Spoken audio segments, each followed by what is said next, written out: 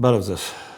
Ըստ ամերիկյան խաղադրույքի Հայաստանն ԱՄՆ-ի հետ կունենա բարձր տեխնոլոգիական ու միջուկային համագործակցություն։ Ադրբեջանին Վաշինգտոնը կվաճառի ռազմամթերք, մոտորանավակներ Կասպիցի համար ու զրաբաճկոններ ադրբեջանցի զինվորներին։ Բաքվում դժգոհել են այս բալանսից, թե Հայաստան է մտնում 4 տրիլիոն շուկայական շարժ ունեցող Nvidia գիգանտ ընկերությունը, Ադրբեջանը դառնում է ընդհանրապես ռազմական հանդերձանքի սպառող։ Ավելի պատկերավոր, Հայաստանի անվտանգային բալանսը ստանում է չիպ, Ադրբեջանինը բրոնեժիլետ։ Կարիք չկա գլուխ կոտրել, թե որն է նախընտրելի, մանավանդ որ այդ ընտրությունը ոչ Երևանի, ոչ էլ Բաքվի հատուկ ջանադրության արդյունք չէ։ Այդ ընտրությունն ամերիկյան գերակաշայի ու պատմական իմացության ուղիղ արտապատկերն է, որի հեղինակը ոչ էլ Թրամփի վարչակազմն է։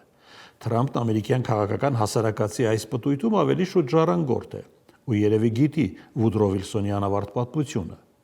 որովհետև ամերիկացիները հային հայտնաբերել են հենց Վիլսոնի ժամանակաշրջանում,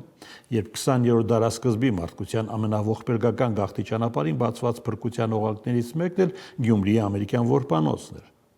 որտեղ եղեռնից փրկված հայի սերունդը հենց պետք է հայտնագործեր առաջին ամերիկյան բանկոմատը, առաջին գունավոր հեռուստացույցն ու աշխարհը փոխած մի 100 այդպիսի առաջիններ։ Այնպես որ քրիստոնյա Հայաստանին միջուկային ռեակտոր վստահելը հայ-ամերիկյան պատմության այդ շղթայում փնտրեք, որը բնավ կապ չունի Թրամփի Հայաստան բառը վատ արտաբերելու հետ։ Չնայած նույն Թրամփի բիզնես կուրկը արևմտյան Հայաստանից Ֆրեզնո հասած նրա մրցակից Քեր Քրքորյանն էր, որին նա եզակի բացառությամբ արքա էր անվանում։ Հաջողություն։